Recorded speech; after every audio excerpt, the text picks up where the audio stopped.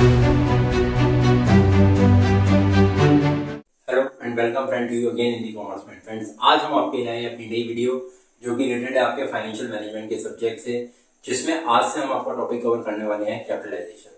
Capitalisation एक बहुत ही important topic है। ये टॉपिक आपका बेसिकली एग्जाम्स में, चाहे वो यूनिवर्सिटी एग्जाम्स हो चाहे वो बोर्ड के एग्जाम्स हो, उसमें कैपिटलाइजेशन पे क्वेश्चन आपका बनता है।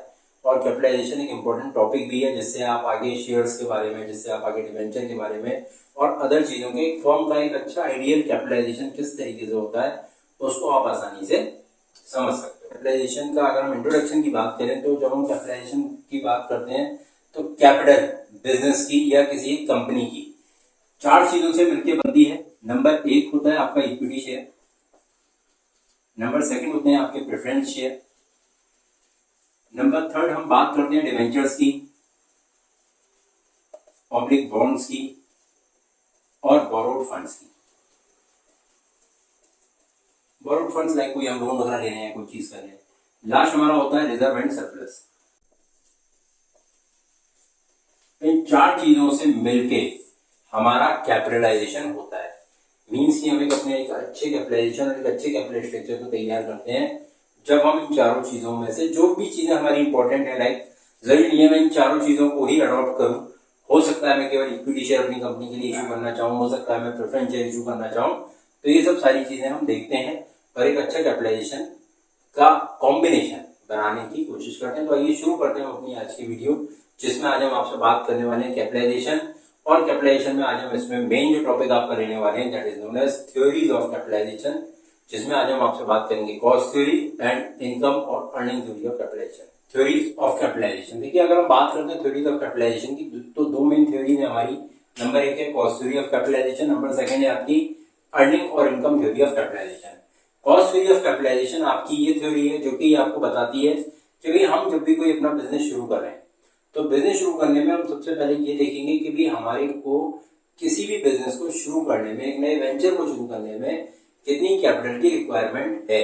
जहां पर हम बात करते हैं कि भाई मेरी फिक्स्ड एसेट्स कितने की आएगी, जहां पर हम बात करते हैं मेरी वर्किंग कैपिटल कितनी चाहिए होगी डे टू डे बिजनेस के ऑपरेशंस को रन करने के लिए, हम बात करते हैं मेरे प्रमोशन एक्सपेंसेस कितने होंगे, मेरे अदर एक्सपेंसेस कितने होंगे। जब हम इन सबका टोटल और एनालिसिस करते हैं तो वो एनालिसिस मेरा आता है कॉस्ट थ्योरी ऑफ कैपिटलाइजेशन। वो एनालिसिस मेरा किसमें आता है?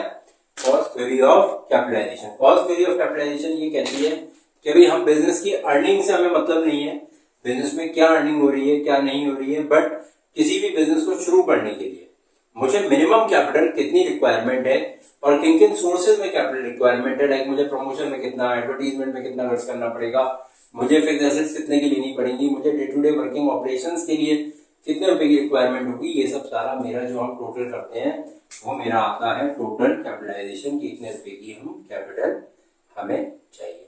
Cost theory of capitalization base है हमारी total value of fixed assets या टोटल वैल्यू ऑफ एसेट जो कि हमें परचेज करनी होती है नए बिजनेस को शुरू करने में।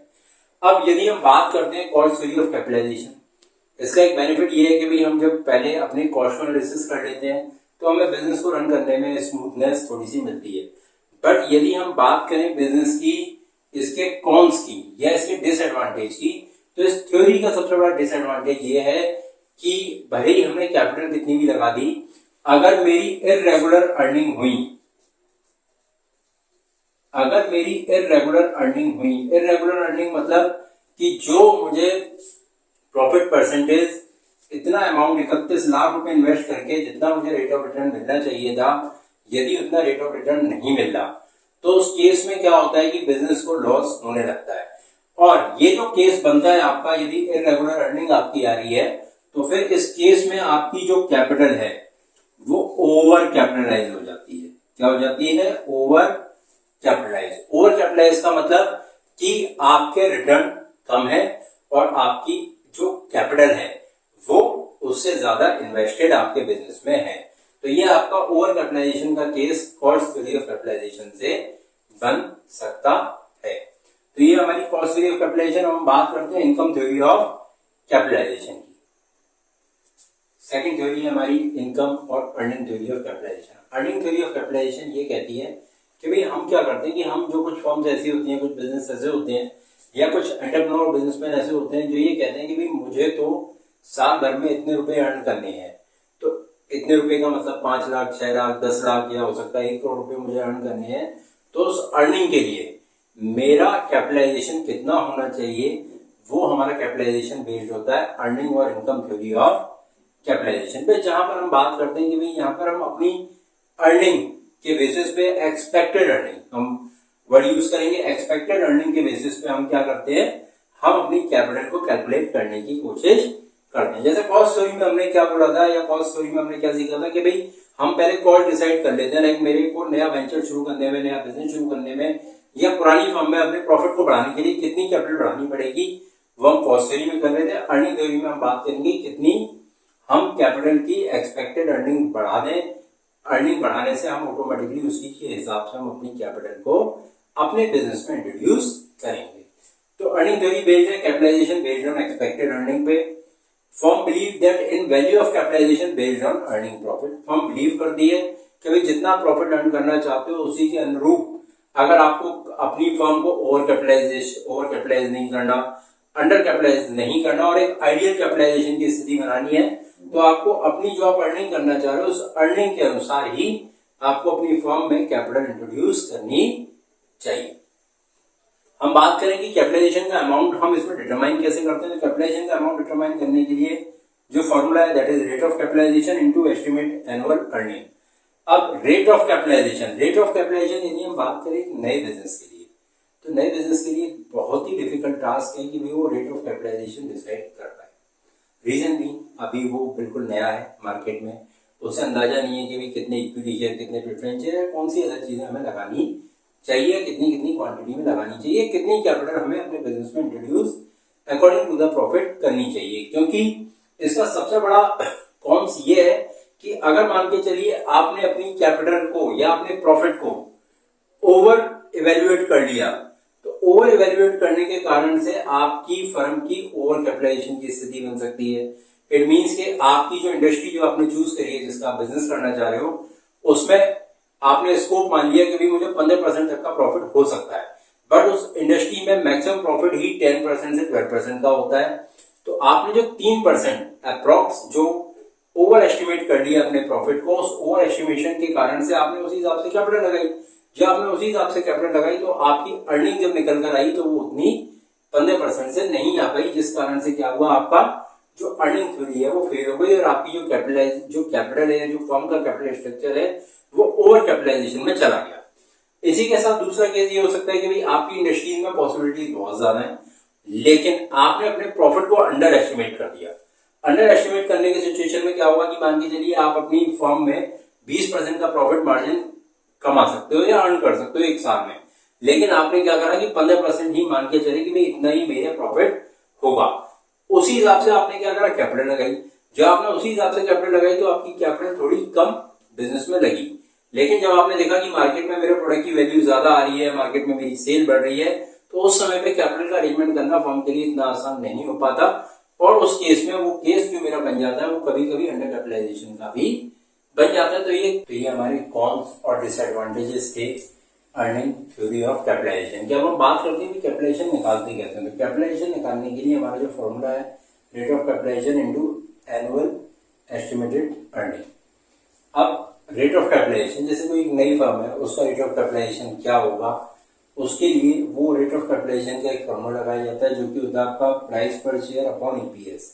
इसको हम एक एग्जांपल से समझते हैं। लाइक हमने माना कि हम जो अपनी इक्विटी शेयर या जो शेयर इशू करना चाह रहे हैं उसकी वैल्यू है 100 रुपए। इस शेयर पे मुझे लगभग रेट ऑफ रिटर्न मिलता है, वो मिलता है 10% का,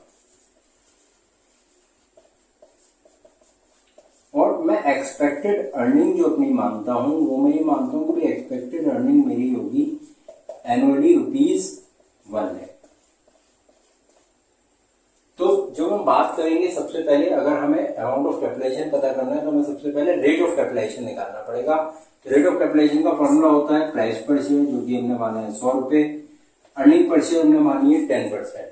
तो 10% से ही हमारी जो अर्निंग हो जाएगी ये हो जाएगी हमारी 10 रुपीस की। ये हमारी अर्निंग कितने की हो गई, 10 रुपीस की। अब जब हम रेट ऑफ कैपिटलाइजेशन की बात करेंगे तो रेट ऑफ कैपिटलाइजेशन मेरा 10 रुपीज या 10% आ गया। तो ये हो जाएगा मेरा 10 into annual estimated earning. Annual estimated earning हमने मानी है 1,00,000 रुपए। तो टोटल कैपिटल मुझे कितनी चाहिए होगी?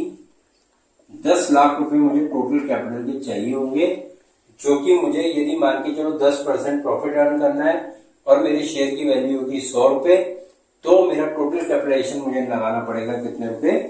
10 लाख रुपए। ये हमारी इनकम थ्योरी कहती है, इनकम और अर्निंग थ्योरी कहती है कि भाई इससे हम कैपिटलाइजेशन का पता करते हैं कि अर्निंग के हिसाब से हमें कितनी कैपिटलाइजेशन लगानी चाहिए। इसमें हमने आपसे बात करी कि भाई किन किन सिचुएशंस में ओवर कैपिटलाइजेशन और अंडर कैपिटलाइजेशन भी होने की संभावना होती है। अगर हम बात करें इसके कंक्लूजन की कि भाई कौन सी थ्योरी बेस्ट है, तो अगर हम बात करें इसके कंक्लूजन की, तो कोई भी थ्योरी इन दोनों में से बेस्ट नहीं है। बेस्ट का इन टर्म्स ऑफ ये दोनों जो थ्योरीज हैं, ये दोनों थ्योरीज आपस में एक दूसरे की कॉम्प्लीमेंट्री हैं। कॉम्प्लीमेंट्री का मतलब एक दूसरे की पूरक हैं। यदि हम इन दोनों को एक साथ थ्योरीज को लगाएंगे, तब हम एक फर्म में अच्छी अर्निंग और एक अच्छा कैपिटलाइजेशन कर सकते हैं। अगर हम इन दोनों को अलग अलग एज अ सेपरेट देखेंगे, तो ये दोनों भी जो थ्योरी हैं वो आप अपने आप में पूरी थ्योरीज नहीं है, क्योंकि यहाँ पे ड्रॉबैक है। यहाँ पे ड्रॉबैक कॉस्ट थ्योरी में ये है कि भाई प्रॉफिट से यहाँ पे कोई मतलब नहीं है। लाइक यदि हम ये मानते हैं कि भाई यदि मेरी मशीन खराब हो गई, तो मशीन खराब होने के बाद मेरा प्रॉफिट ऑटोमेटिकली क्या हो जाएगा? डिक्लाइन हो जाएगा। ये कॉस्ट थ्योरी में माना जाता है। कि इनकम थ्योरी कहती है कि भाई यदि मेरी इनकम कम हो गई तो मेरी कैपिटलाइजेशन भी कम हो जानी चाहिए। बट ऐसा नहीं है, कभी कभी किसी समय पे हमारी कैपिटलाइजेशन ज्यादा लगी होती है, बट अर्निंग उस समय इतनी नहीं हो पा रही होती है, लेकिन अर्निंग के चांसेस आगे फ्यूचर में होते हैं। प्लस अर्निंग थ्योरी में हमने ये भी देखा कि भाई इसमें दोनों ही कंडीशन बन सकती हैं, ओवर कैपिटलाइजेशन और अंडर कैपिटलाइजेशन। तो इसीलिए ये दोनों थ्योरी जब हम मिलके इनका एक मिक्स बनाते हैं, मिक्सचर बनाते हैं, तब एक अच्छा कैपिटलाइजेशन और एक अच्छा कैपिटल स्ट्रक्चर हमारा बनके तैयार होता है। तो ये थी हमारी आज की वीडियो। इसके बाद जो हम आपके लिए इसमें वीडियो लेकर आएंगे, उसमें हम बात करेंगे आपसे ओवर कैपिटलाइजेशन की, अंडर कैपिटलाइजेशन की और आइडियल कैपिटल स्ट्रक्चर क्या होता है। तो अगर अभी तक आपने हमारे चैनल को सब्सक्राइब नहीं किया तो चैनल को सब्सक्राइब करें, लाइक करें, कमेंट करें। थैंक्स।